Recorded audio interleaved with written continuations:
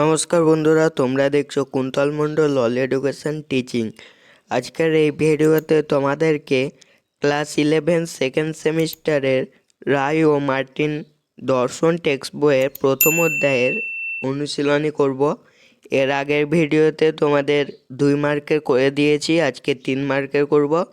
তোমরা চাইলে ডিসক্রিপশন বক্সে লিঙ্ক দেওয়া আছে, ওখান থেকে দেখে নিতে পারো। আর তোমাদের যদি কোনো অসুবিধা হয় আমাকে কমেন্টে অবশ্যই বলবে। আর ডিসক্রিপশন বক্সে হোয়াটসঅ্যাপ গ্রুপে লিঙ্ক দেওয়া আছে, তোমরা ওখান থেকে জয়েন হয়ে যেও। তো চলো এবার ভিডিওটি শুরু করা যাক। তোমরা দেখো, সংক্ষিপ্ত প্রশ্ন 3 মার্কের 8টা আছে। এই 8টা আজকে তোমাদের উত্তর করে দেব, পরের ভিডিওতে তোমাদের 6 মার্কের করে দেব। তো চলো এবার আমরা প্রশ্নর উত্তরটা দেখে নিই। 1 নম্বরে কি আছে দেখো তোমাদের। 1 নম্বরে বলা আছে যুক্তিবিদ্যাকে কেন আদর্শনিষ্ঠ বিজ্ঞান বলা হয়। তো উত্তর করবে যুক্তিবিদ্যাকে আদর্শনিষ্ঠ বিজ্ঞান বলা হয় তার কারণ হলো যুক্তিবিদ্যা সত্য তার আদর্শের মানদণ্ডে তার বিষয়বস্তুর মূল্য নির্ধারণ করে। এই মূল্য নির্ধারণের মাধ্যমে যুক্তিতে বৈধ না অবৈধ তা বিচার করা হয় বলে যুক্তিবিদ্যাকে আদর্শনিষ্ঠ বিজ্ঞান বলা হয়।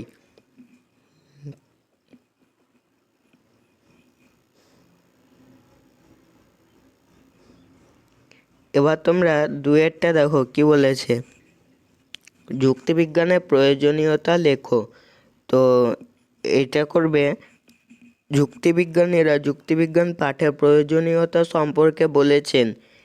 1 নম্বরে করবে যুক্তিবিজ্ঞান পাঠের ক্ষেত্রে আমরা যুক্তি বৈধতা নির্ণয় করি, আর ওই যুক্তির পরিপ্রেক্ষিতে নিজের বা অপর ব্যক্তির যুক্তি উপস্থাপনের ক্ষেত্রে যদি কোনো অসঙ্গতি দেখা দেয় তাহলে যথাযথ পথটি অনুসরণ করে চলতে পারি।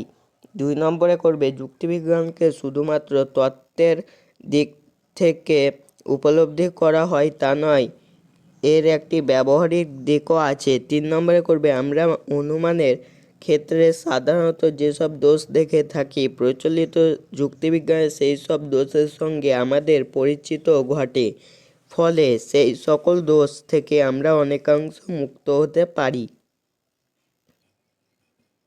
3এরটা দেখো কি বলেছে, যুক্তির বৈশিষ্ট্যগুলি উল্লেখ করো। তো উত্তর করবে যুক্তি বৈশিষ্ট্যগুলি হলো 1 নম্বরে করবে যুক্তি হলো একাধিক বচনের সমাহার। 2 নম্বরে করবে যুক্তির দুটি অংশ সিদ্ধান্ত ও হেতুবাক্য। 3 নম্বরে করবে প্রতিটি যুক্তি সিদ্ধান্তের সত্যতা তার আশ্রয় বাক্যের সত্যতার সমর্থনের ওপর নির্ভরশীল। 4 নম্বরে করবে যুক্তি যে সমস্ত বচন দ্বারা গঠিত হবে সেগুলি পরস্পরের বিরোধী হবে না। 5 নম্বরে বলেছে যুক্তি গঠনের উদ্দেশ্য হলো, এটা জাত হয়ে গেছে, এটা জ্ঞাত হবে, জ্ঞাত সত্য থেকে অজ্ঞাত সত্য নির্ধারণ করা। 6টা করবে যুক্তি সর্বদা বৈধ বা অবৈধ হয়, সত্য বা মিথ্যা হয় না। 4 নম্বরে দেখো কি বলেছে, যুক্তি ও যুক্তি আকারের মধ্যে পার্থক্য লেখো। তো এটা বিষয় দেবে, এরকম করে লিখবে প্রকৃতি। বিষয় প্রকৃতিতে আছে যুক্তির প্রকৃতি হচ্ছে যুক্তি একটি বক্তব্য বা তত্ত্ব। যুক্তির আকার হলো যুক্তির কাঠামো। ব্যবহার করবে যুক্তি সরাসরি চিন্তার ফলাফল, আর যুক্তির আকার চিন্তার বিন্যাস। উদ্দেশ্য করবে যুক্তি কোনো দাবি প্রমাণ করা বা ব্যাখ্যা করা। যুক্তি আকার যুক্তি নির্মাণের পদ্ধতি। উদাহরণ দেবে সকল মানুষ হয় মরণশীল, সকল কবি হয় মানুষ, অতএব সকল কবি হয় মরণশীল। যুক্তি আকার উদাহরণ দেবে সকল এম হয় পি, সকল এস হয় এম, অতএব সকল এস হয় পি। 5এরটা দেখো যুক্তি ও অনুমান কি সমার্থক। উত্তর করবে আমরা জানি যে ব্যাপক অর্থে যুক্তি ও অনুমান এক নয়, কারণ যুক্তি হলো অনুমানের ভাষায় প্রকাশিত রূপ, অর্থাৎ অনুমানকে যখন ভাষায় প্রকাশ করা হয় তখন তাকে বলে যুক্তি। আর অনুমান হলো এমন এক মানসিক প্রক্রিয়া যার সাহায্যে আমরা জ্ঞাত সত্য থেকে অজ্ঞাত সত্যে উপনীত হই।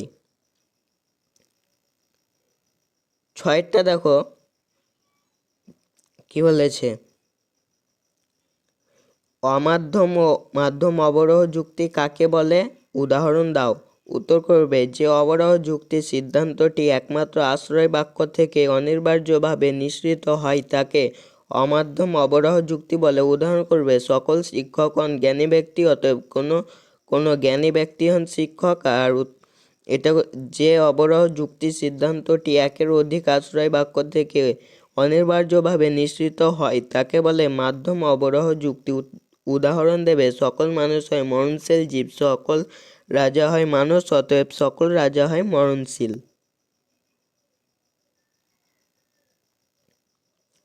7টা দেখো কি বলেছে,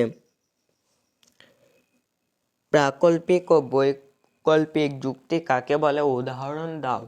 তো উত্তর করবে, যে অবরোহ যুক্তি প্রথম হেতুবাক্যটি একটি প্রাকল্পিক বচন এবং দ্বিতীয় হেতুবাক্য ও সিদ্ধান্ত উভয়ই নিরপেক্ষ বচন তাকে বলে প্রাকল্পিক যুক্তি। উদাহরণ করবে, যদি বৃষ্টি হয় তবে মাটি ভিজবে, বৃষ্টি হয়েছে অতএব মাটি ভিজেছে। আর বৈকল্পিক যুক্তি দেখো, যে অবরোহ যুক্তির প্রথম হেতুবাক্যটি বৈকল্পিক বচন এবং দ্বিতীয় হেতুবাক্য ও সিদ্ধান্ত উভয়ই নিরপেক্ষ বচন তাকে বলে বৈকল্পিক যুক্তি। উদাহরণ দেবে, রাম আসবে অথবা শ্যাম আসবে, এমন নয় যে রাম আসবে অতএব শ্যাম আসবে। এবার তোমরা 8টা দেখো, অবরোহ ও আরোহ যুক্তির মধ্যে পার্থক্য উল্লেখ করো। 3 নম্বরে তো 3টে পয়েন্ট করবে তাহলেই হবে। বিষয় লিখবে গঠনগত অবরোহ যুক্তি। অবরোহ যুক্তির ক্ষেত্রে এক বা একাধিক এত বাক্যের উপর ভিত্তি করে সিদ্ধান্ত গঠন করা হয়। এত বাক্য হবে না, এটা ভুল হয়ে গিয়েছে, এটা হেতু বাক্য হবে। আর আরোহ যুক্তি দেখো, আরোহ যুক্তি ক্ষেত্রে সিদ্ধান্তটি সর্বদা একাধিক হেতুবাক্যের ভিত্তিতে গঠিত হয়। সিদ্ধান্তের নিরসন হবে। অবরোহ যুক্তির সিদ্ধান্ত হেতুবাক্য থেকে অনিবার্যভাবে নিঃসৃত হয়, তাই এর সিদ্ধান্তটি সুনিশ্চিত হয়।